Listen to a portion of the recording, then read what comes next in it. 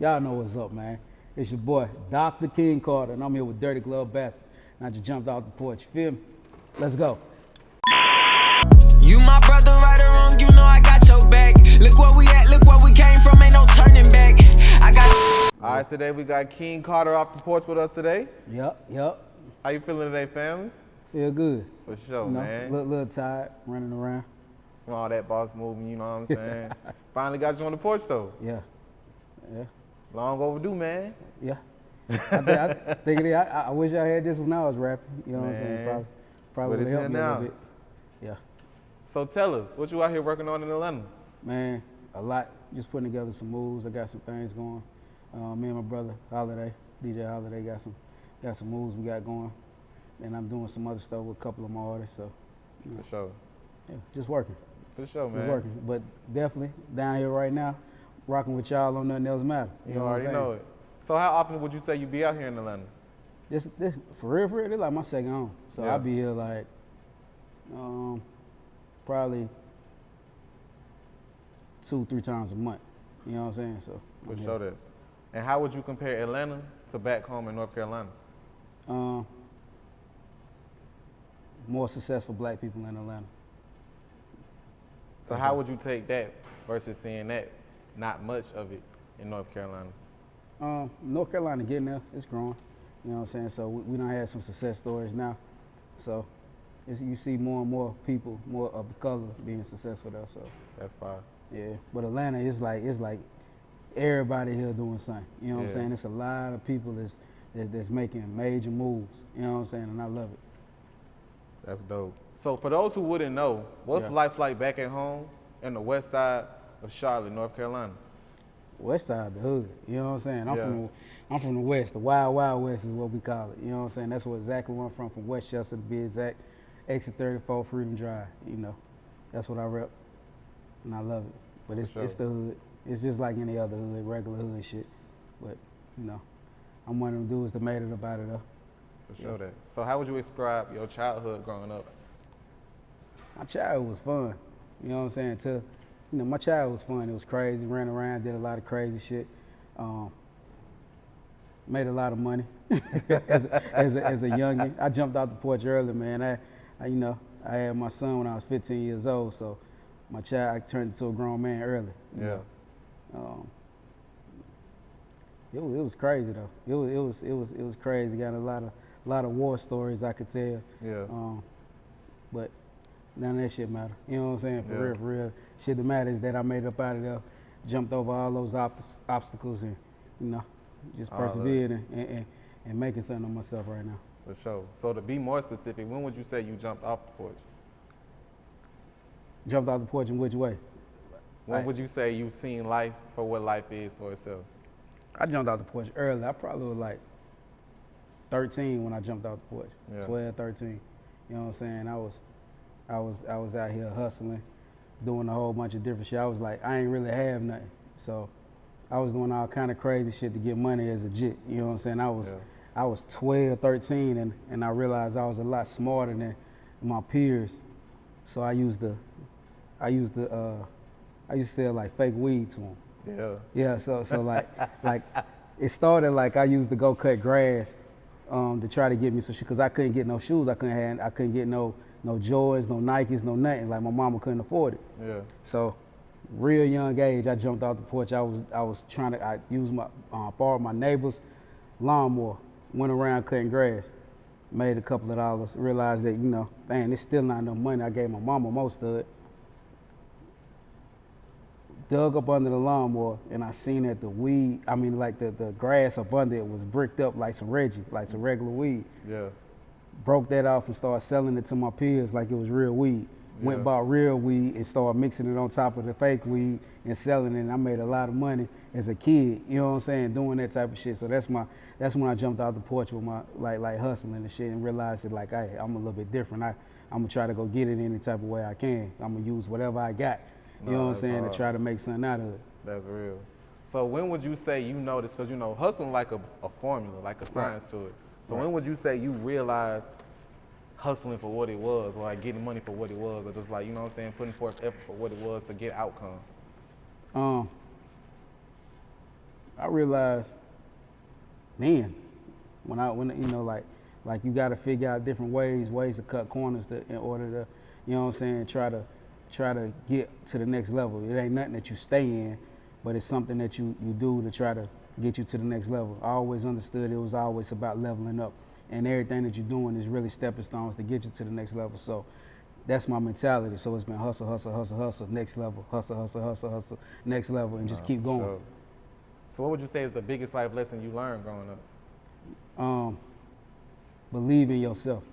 You know what I'm saying? Like you like it's kind of cliche, and so many people say that like you can do anything you put your mind to, but it's for real. Like you can really do whatever you put your mind to. Yeah. You know what I'm saying? Like, and people got to believe that. You have to not only believe that, you have to have that know, like it got to be a little bit stronger than belief. It got to be like a super confidence. Like, nah, I know.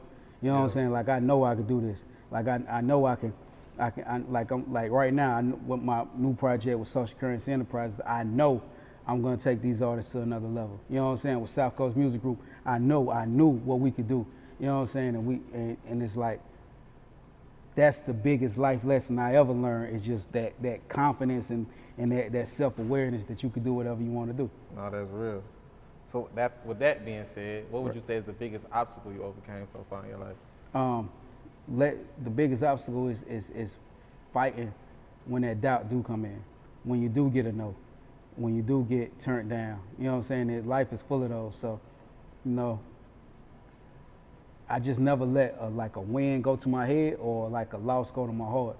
I just stay focused and keep it working and keep it moving. And like those obstacles that come, that's all they are, just obstacles. Something that I got to get over, something that I got to get through, something that I got to conquer. You know what I'm saying? Real So shit. like that's my mentality. It's gonna always be my mentality. Like there's no such thing as a stopping point. It's just an obstacle. I know that it's not permanent, it's temporary. Yeah. So No, that's real.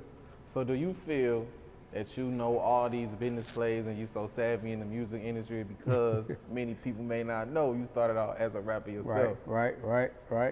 So when did you start making music, man? I started making music when I was 11. I got in middle school, I got sent to in-school suspension because I was rapping in class. I think I was rapping some Tupac music, and the teacher was like, be quiet, and I just kept rapping and so I got sent to in-school suspension. And the teacher was like, since you want to rap, don't make a rap about something in school and blah blah and a subject. I said fuck that, and I made and I made a rap. My very first rap was called "Cause I Can Rap," like I was some asshole shit. But I wrote that rap, and then I performed it at the school talent show, and people they was like, my reception of it, the reception I got was good. So I'm like, dang, okay, maybe I can do this. And I went on and I was battling niggas. Like it used to be, you know, three-way back in, like I'm 37, so when I'm in middle school, we was on the house phone, so we was doing three-way battles with niggas.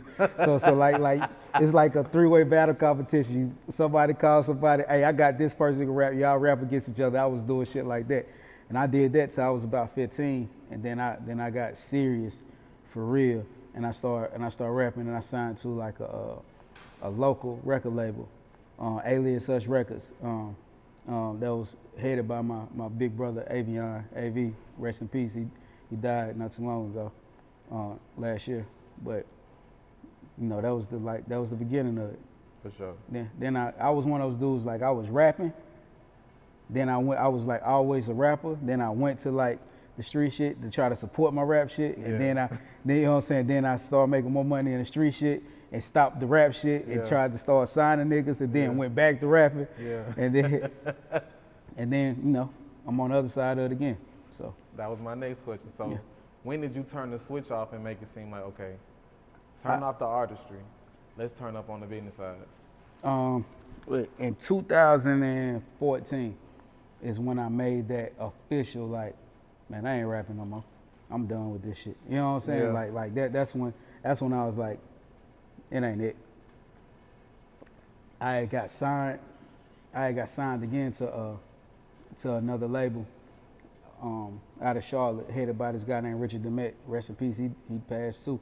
And when he passed, it took so much out of me because I felt like that was like my point where I was gonna take it to the next level. And it took so much out of me, and I was like, man, I'm done with the creative side.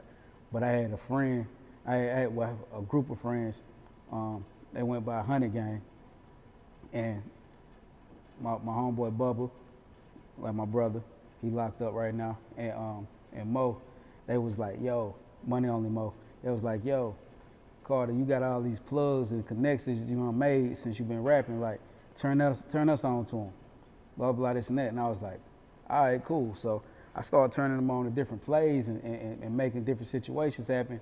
And they was like, man, you might as well just manage us. So I'm like, I ain't really too much keen on the helping, because at this time I wasn't 100% sure I was done. I just knew at that moment it just wasn't in me. Yeah.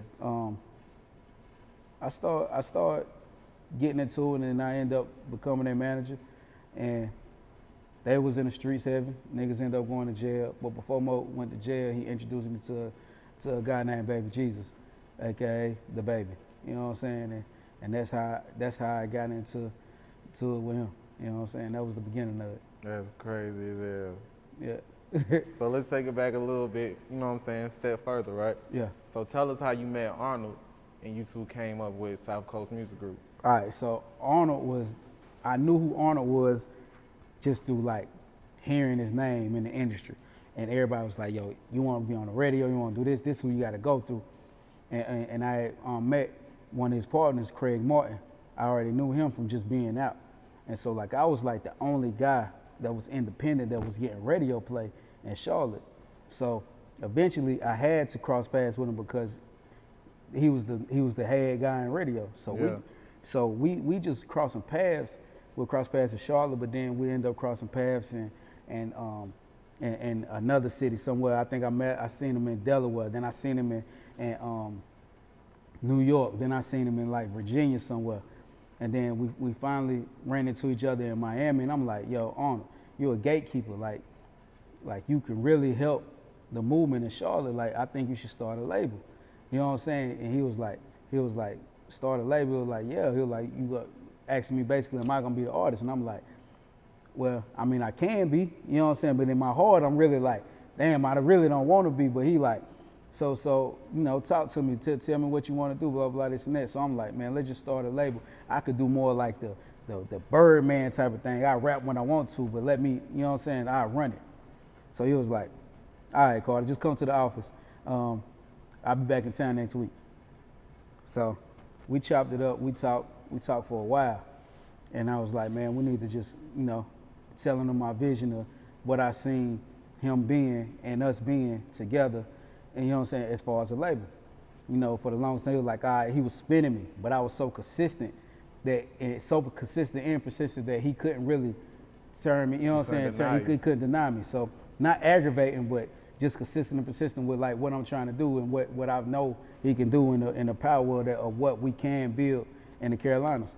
And so he was like, all right, man, we need a name. So I'm like, bro, you got South Coast marketing, and this is like, you already branded. On the radio side, let's just take it and make it a music group side. Like, we don't come up with a whole new name, it's already here. He was like, all right. So he kind of spin me like, all right, yeah, let's do that. But then, so I took it upon myself. I said, you know what? This man playing, I'm going to look. I went started an email, got a Google number, went got a logo made, started us an Instagram, did all, you know what I'm saying? Like just like did all this stuff. Say, nah, we for real now. What's up? So we went and got everything done, the business certified. Then we're like, man, we need an artist. And I was like, I brung them, like, I had one person in mind, and I was like, I went and hollered at that person, and they kind of like played me to the left. You know what I'm saying? Yeah. Like, nah, bro, we straight. We ain't really try to do that. I'm talking about they turned down the meeting. I'm just like, let's meet, let's talk. And then I ran back into John. He was doing something else, and I ran into him. I'm like, bro, I remember we was at a studio. He was playing music, because at this time, baby, it only had like the only song that was like out getting a lot of buzz was the first song that he ever recorded, which was I think on Baby Jesus. But he was moving, like when he was moving, I'm talking about like him and his crew. They everywhere hanging up posters, and at South by Southwest doing this, they just doing so much stuff. And then I talked to bro, I'm like, hey man, I got this situation with a guy named Arnold, you know, blah blah this and that. He was like, all right, cool, let's do it. I think at the time he didn't know exactly who Arnold was. He knew who Craig was. You know, like now I heard of Arnold, blah blah this and that. Set up to me, let's do it. So me, him, Arnold all met at Shine the First Studio, and he played music and talking. We sat there. Meeting was supposed to be 30, 45 minutes. We ended up being there for like 4 hours. And Arnold was amazed. I was amazed. You know what I'm saying? Like I already knew what it was. Like, and you could just knew right then. Like this guy's special. It's like nothing you ever seen before. The confidence that he had, the ability to just go in, record, and knock shit out. It was dope. So I remember leaving the studio. Arnold tried to play with the poker face, but I remember him calling me like, "Hey nigga, hey nigga, hey, this it, Carter. We could do something."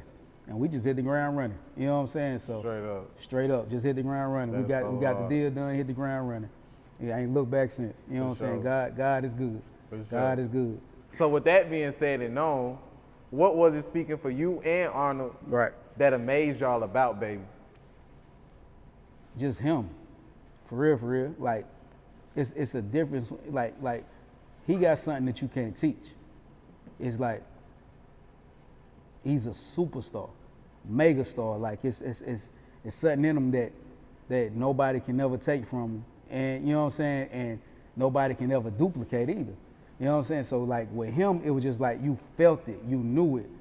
We knew it as soon as, like, talking to him, especially like being in this and being around other artists and seeing and understanding, seeing his mentality, how he moved, like, that his confidence is so strong that it ain't, if he tell me he gonna do something, I don't even doubt it. You know what I'm saying? If he tell me he gonna jump from here to across the porch and without hitting his feet, I'm gonna be like, okay, he might be able to do it because he's that confident in everything he do and he always come through. So it's like when you meet somebody like that and you understand like this man gonna make it whether or not we linked up with him or not. He was gonna make it regardless. We just was able to, you know what I'm saying, help that process and get it further and to keep it going. You know what I'm saying? So you know, him knowing what he wanted to do, him being sure of what he wanted to do and being sure in himself and his dedication. The fact that, you know what I'm saying, he was putting his all into it, that's what attracted us to him. You know what I'm saying?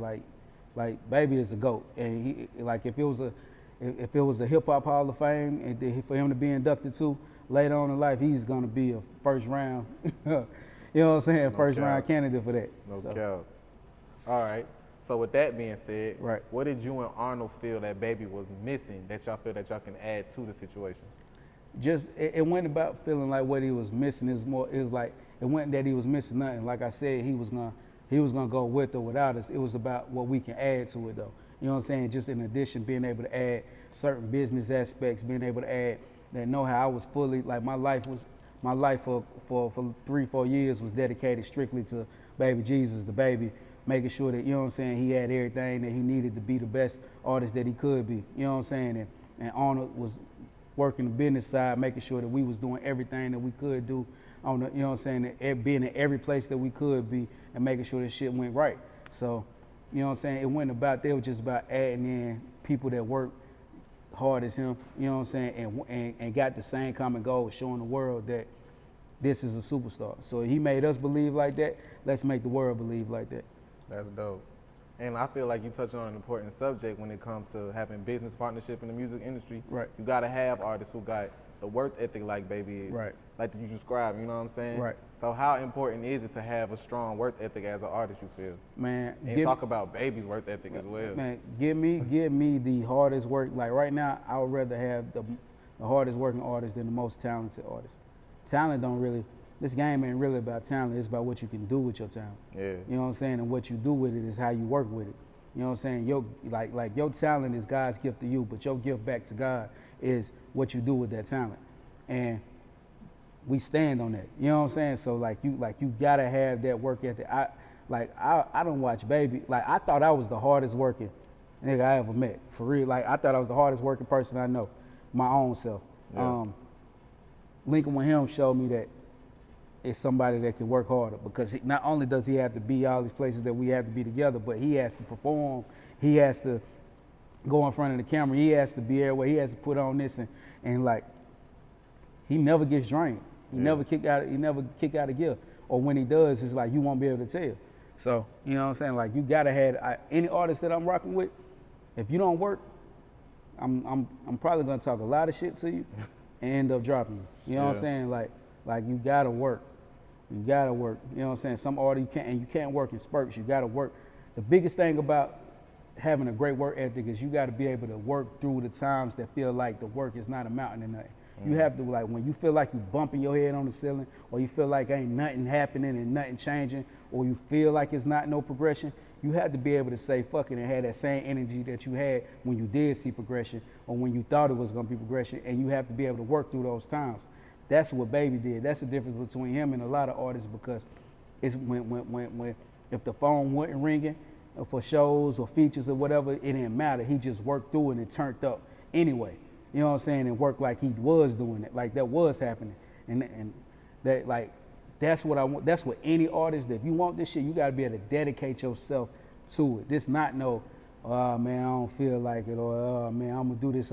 Nah, it's like you gotta find that motivation from within and do it. And you gotta give. Don't expect your label or your manager to be able to have to be the artist for you. You have to be the artist. You have to give the label something to work with.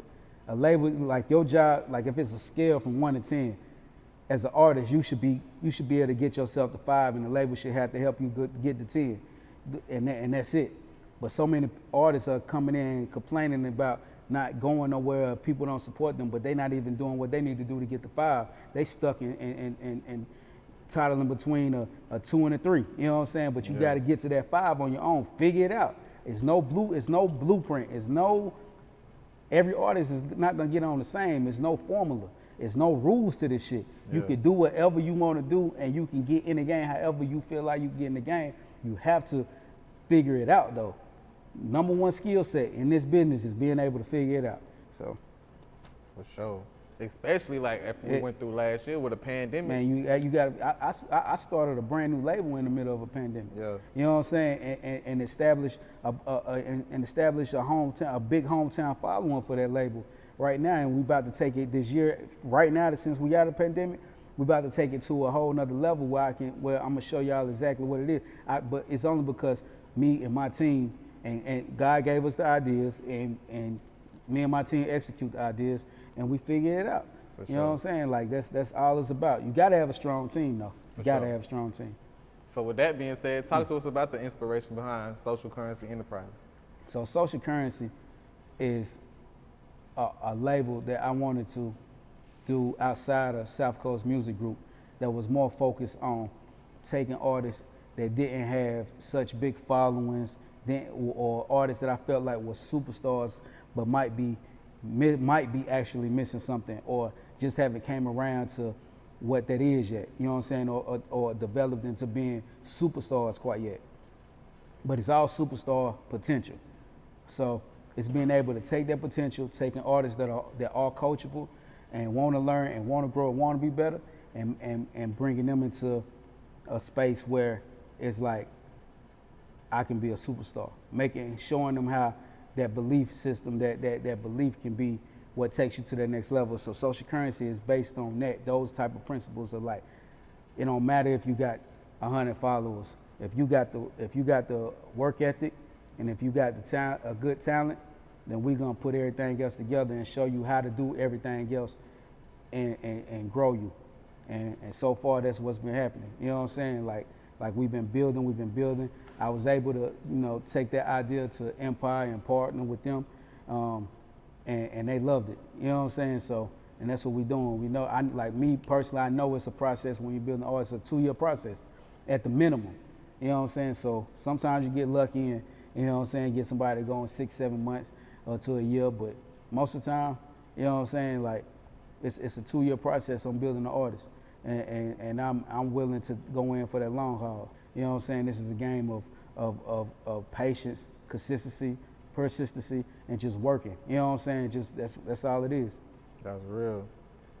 So what is it exactly that you look for in an artist before signing them? I look for something intangible. So I look for things that can't be taught. So every artist that I dealt with or deal with do something special that's unique to them. You know what I'm saying? And nobody else. Lil Jon, 4K. Only her voice is so distinct, and people would think it's auto-tune. It's not. You can't duplicate that. You know what I'm saying? Zay the GOAT. Nobody can put words together like he can put words together. Nobody can put these stories together and is able to put a skill set of being so lyrical and then putting real life and meshing it together the way he can. You know what I'm saying? Tiani's, nobody has her tone. Her voice is crazy. Her ability to be able to rap better than all these other rappers is crazy. But the fact that she can sing along with that and it's so crazy, and her musical IQ is through the roof. Hot Boy Shaq. Nobody is naturally just as loved as him. You know what I'm saying? People is like you. It's like one of them people that you meet, you never wish any bad on him. He just, you know what I'm saying? You could tell it's a good spirit, and he's able to turn up, and you could feel the authenticity in his music. You know what I'm saying? So like with Social Currency, that's where it's at. You know what I'm saying? So like those are the things that I've seen in those artists that made me say, all right, this is something great I could build on. This is different lanes, and this is what I want to do. And I want to build these artists to be the superstars that I know that they can be. Yeah.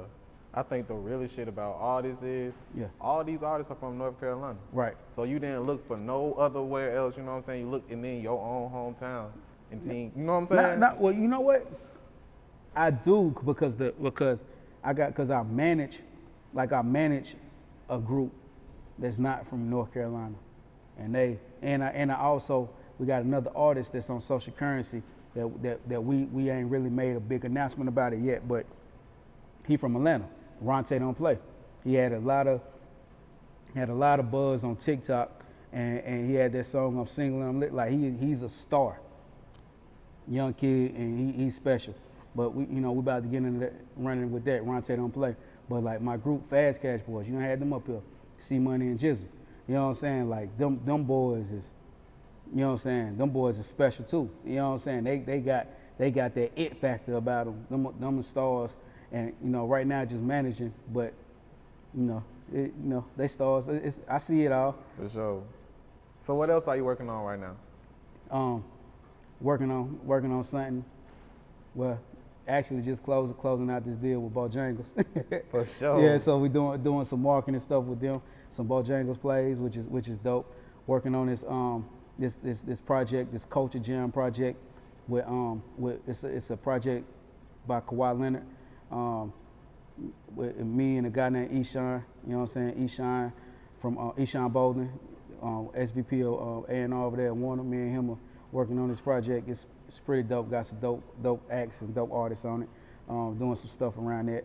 But one of the main things that I'm working on is this compilation that I'm doing with Zay, Hot Boy Shaq, Lil Jon 4K, and Tiani's Rose.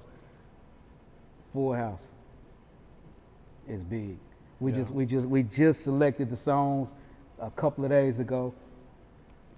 Mixing and mastering should be done tomorrow, and like this is like we dropping. We about to drop, and this is gonna change the world. Like I'll be able to show people exactly what I was talking about. Like damn, these people are stars. You know what I'm saying? I got a lot of features on that project. I got Young Blue on there. Got Rich Homie Quan on there. Got Young Blue got a song with Tiani's. Rich Homie got a song with Hot Boy Shaq. Zay got a feature with Tootsie. We got C Money and Jizzle on there. Shaq got a song with Boosie on there. You know what I'm saying? It's dope. It's a dope project. That's dope. Talk to us about receiving your honorary doctorate. Oh, that was dope. Man, that was big because I got to be able to bring my mama to a college graduation, something that I never did in real life, and let her see me get a degree, a doctorate degree in humane letters. The college, Livingstone College, felt like I made a good contribution to society and the growth of music and other things, and doing all the stuff that we do in the community. In North Carolina, it was like you deserve to have a doctorate degree, an honorary doctorate degree, and they blessed me with that. You know what I'm saying? Just got a call from the other day that said they got a new communications building that they're building, and they're gonna name it the Dr. Carter Building. So, wow. So now I'm about to not only have a doctorate, but actually have a building at Livingstone College named after me, which is super dope. That's real. Yeah. How does that feel? Like, that's a surreal moment. It's surreal. Because it's like I came from nothing, and to be able to, you know what I'm saying, have something like this is dope. Yeah. I know your mom proud of seeing all the shit you done accomplished so far. Yeah, you know what I'm saying? My mama proud, everybody proud. I think, you know what I'm saying, if they ain't proud, they hating. Because I ain't did nothing but help people my whole life. So. Most importantly, North Carolina proud. Yeah. You know what I mean? I'm proud of North Carolina for really supporting us. You know what I'm saying? Supporting what we doing, supporting the South Coast Music Group movement, supporting the social currency movement. I love my where I reside at. Yeah. I wouldn't live nowhere else. You know what I'm saying? I love Charlotte, North Carolina to the core. That's raw. Any last words and shout outs? Full House, August 6th. You know what I'm saying? We changing the game, man. August 6th, we changing the game. Full House, gonna be a dope project. Shout out to DME. You know what I'm saying? That's my brothers. That's my brothers over there. Black Zach, DME Beezy, Eli, and Fat Lope. You know what I'm saying? Then shout out to BDB. Them my brothers. Love them to death. You know what I'm saying? Everybody over there. Baby TG, the kid, my kid, you know, everybody, the whole team. And shout out to, of course, South Coast Music Group. That's Tia Corinne, Tootsie, Big Mally, you know, Big Gangster Mally, if you go be exact. DaBaby, and Black Zach. We just signed 2 new artists, Tino Season and Dusty. Dusty Stay True. I just call him Dusty, but Dusty Stay True. And that's gonna be crazy. And of course, shout out to Social Currency. Shout out my whole team. Air conditioning unit for back here too, man. it's hot as a motherfucker back here. Y'all got me sweating in there. Chill out, man. All right, King, man. Appreciate having you today, family. Already. Gang. Appreciate it. You my brother, right or wrong, you know I got your back. Look where we at, look where we came from, ain't no turning back. I got niggas I grew up with, I don't even fuck with.